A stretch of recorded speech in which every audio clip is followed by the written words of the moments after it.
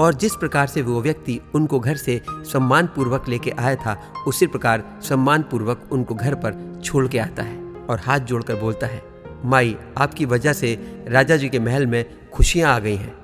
और उनको धन्यवाद करके वो वहाँ से चला जाता है। अब उस व्यक्ति के चले जाने के बाद सरोदाई के मन में अचानक से एक विचार आता है।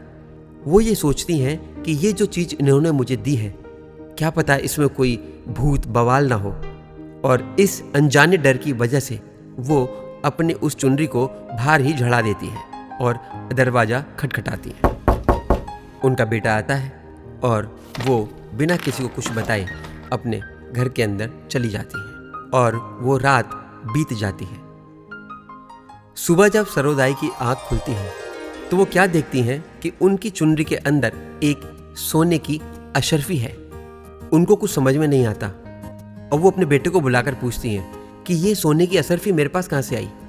वो बेटा बोलता है, हो सकता है अम्मा, जो रात आप कहीं जापा करके आई हो, शायद उन्होंने ही आपको इनाम में दी हो। और रात की घटना याद आते ही वो तुरंत घर के बाहर भागती हैं और उस जगह पर देखती हैं जहाँ उन्होंने अपनी सारी चुनरी झड़ा दी थी, लेकिन वहाँ कुछ ना था। बस उनके मुकद्दर में एक वही सोने की गिन्नी बाकी बची थी।